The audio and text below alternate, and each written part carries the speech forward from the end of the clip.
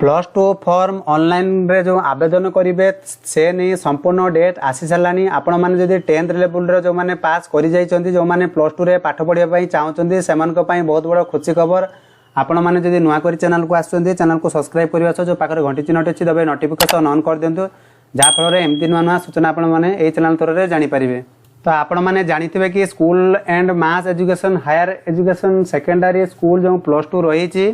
तो से नहीं आपण मानक बहुत बड़ गुड न्यूज जो मैंने प्लस टू रे फॉर्म आवेदन करने को जाउछंती सेमानक पई बहुत बड़ खुशी खबर रही कहीं आपण मानकर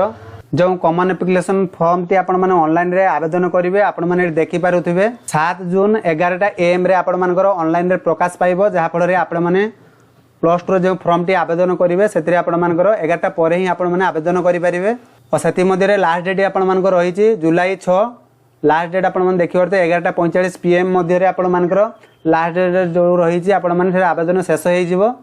तो आपण माने जेतेबेले प्लस टू रे फॉर्म टी आवेदन कले यार फास्ट सिलेक्शन केबे प्रकाश पाइबो 18 जुलाई रे आपण मानकर 11:45 AM मध्ये आपण माने प्रकाश पाइबो जे आपण कोनसे साइबर कैफे जाई आपण माने देखि परिबे चाहिबे जदि आपण निजे थ्रो रे आपण जानि परिबे ए चैनल को सब्सक्राइब कर रखि थांतु आपण मानको जणैबे आपण केमिति थ्रो रे आपण माने देखि परिबे आपण निज मोबाइल को कॉलेज रे सिलेक्शन हैला बोली तो आपण मानको जणै देबे यदि आपण माने सब्सक्राइब कर रखिथिबे तो आपण मानकर जो फॉर्म टी जेतेबेले आपण मानकर सिलेक्शन हे गला कोनोसी कॉलेज रे एडमिशन हेबा पई तो एडमिशन डेट टी जो रही 19 जुलाई रे आपण मानकर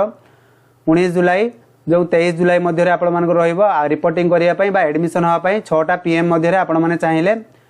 को एडमिशन नहीं पारिबे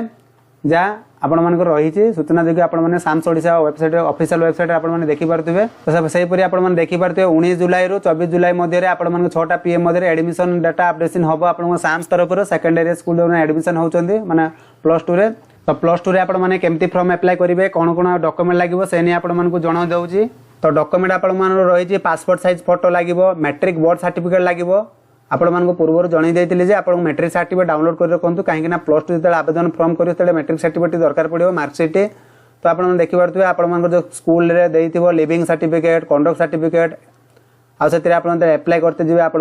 वैलिड ईमेल आईडी दरकार हो मोबाइल नंबर दरकार हो आ सेतरे आपण मानकर आधार कार्ड और बैंक पासबुक एतिकी डॉक्यूमेंट ने कि आपण माने प्लस टू रे फॉर्म ऑनलाइन आवेदन करि परिबे। जदि आपण माने निजे थ्रू आवेदन करिया को चाहउछन्ती चैनल को सब्सक्राइब करी जो पाकर घटी चिन्ह टिछि देबे नोटिफिकेशन ऑन कर दियंतु जहाँ फल आपण मानकु जणैबे आपण माने प्लस टू रे केमती फॉर्म टी आवेदन करि परिबे आपण को थ्रू। तो ये थिला आज संपूर्ण अपडेट आशा करछि वीडियो में संपूर्ण जानि पारथियो जो माने बुझी पार नांती कमेंट बॉक्स रे कमेंट लिखि जणांतु आपण संपूर्ण सहायता करबी सेतिकी पर्यंत रहउछि बाय बाय टेक केयर।